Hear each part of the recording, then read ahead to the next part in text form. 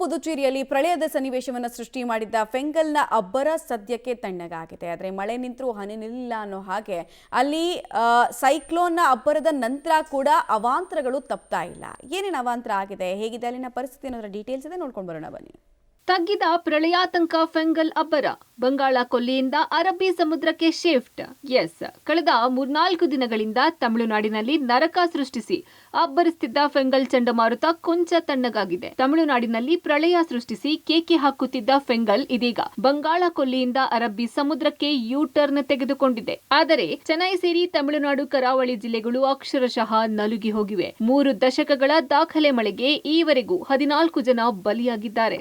ಸ್ಮಶಾನದಂತೆ ಭಾಸವಾಗ್ತಿದೆ ವಿಲ್ಲುಪುರಂನ ಗ್ರಾಮಗಳು. ತಮಿಳುನಾಡಿನಲ್ಲಿ ತಲ್ಲಣ ಸೃಷ್ಟಿಸಿದ್ದ ಫೆಂಗಲ್ ಮಾಡಿಟ್ಟ ಅವಾಂತರ ಅಷ್ಟಿಷ್ಟಲ್ಲ.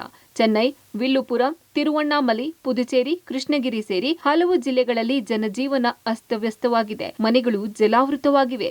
ರಸ್ತೆ, ಸೇತುವೆಗಳು ಕುಸಿದು ವಾಹನಗಳು ಕೊಚ್ಚಿಕೊಂಡು ಹೋಗಿವೆ. ಮಳೆ ನಿಂತರೂ ಅವಾಂತರಗಳು ತಗ್ಗುತ್ತಿಲ್ಲ. ವಿಲ್ಲುಪುರಂನಲ್ಲಂತೂ ನರಕ ಸದೃಶ ಸ್ಥಿತಿ ನಿರ್ಮಾಣವಾಗಿದೆ. ಫೆಂಗಲ್ ಹೊಡೆತಕ್ಕೆ ಇಲ್ಲಿನ ಗ್ರಾಮಗಳು ನಲುಗಿ ಹೋಗಿವೆ. ಎಲ್ಲಿ ನೋಡಿದರೂ ಅವಶೇಷಗಳೇ ಸಿಕ್ತಿವೆ. ಪ್ರವಾಹದಲ್ಲಿ ಕೊಚ್ಚಿ ಬಂದ ವಾಹನಗಳು ಕೆಸರಿನಲ್ಲಿ ಅನಾಥವಾಗಿ ಬಿದ್ದಿವೆ.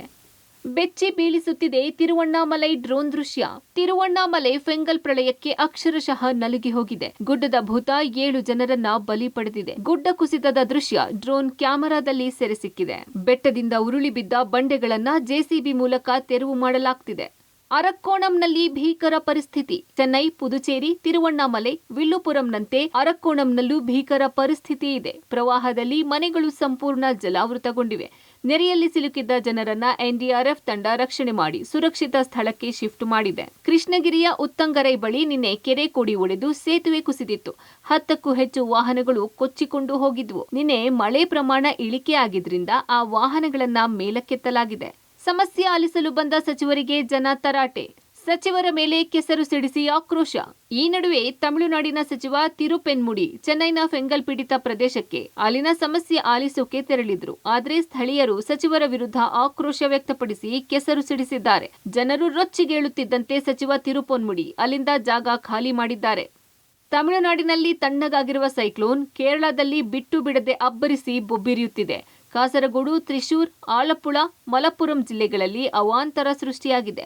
ಒಟ್ನಲ್ಲಿ ಫೆಂಗಲ್ ಚಂಡಮಾರುತದ ಅಬ್ಬರ ತಮಿಳುನಾಡಿನಲ್ಲಿ ಕೊಂಚ ತಗ್ಗಿದೆ. ಆದರೆ ಅವಾಂತರಗಳು ಮಾತ್ರ ನಿಂತಿಲ್ಲ. News desk, public TV.